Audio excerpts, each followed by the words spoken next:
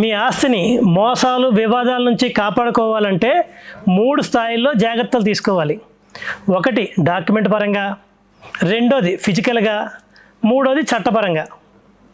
Document పరంగా మీకు ఆస్తి ఏ విధంగా వచ్చినా సరే, అంటే కొనుగోలు, బహుమానం, వారసత్వం ఏ విధంగా వచ్చినా సరే రిజిస్ట్రేషన్ తప్పనిసరిగా చేయాలి. రిజిస్ట్రేషన్ చేసే ముందు ఈసీ, మార్కెట్ వాల్యూ, రిజిస్ట్రేషన్ ఛార్జీలు, లీగల్ ఒపీనియన్ వంటివి పరిశీలించండి. ఫిజికల్గా మీకు ఖాళీ స్థలం ఉంటే అది కబ్జాల బారి పడకుండా చుట్టూ బౌండరీ వాల్ కట్టించండి.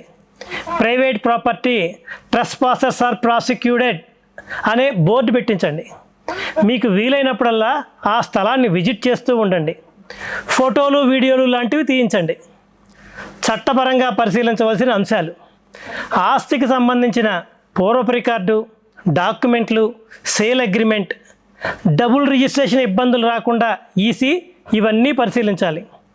స్వాధీనంలో ఆస్తి, చేతిలో పట్టా, రికార్డుల్లో పేరు ఇవన్నీ ఉంటేనే మీ ఆస్తి మీ సొంతం అని లెక్క. ఇలాంటి ఆస్తులకు సంబంధించిన ఇంట్రెస్టింగ్ విషయాల కోసం వెంటనే నన్ను ఫాలో అవ్వండి. మీ కృష్ణమాచార్యులు, స్థిరాస్తి సలహాదారు, ఏలూరు.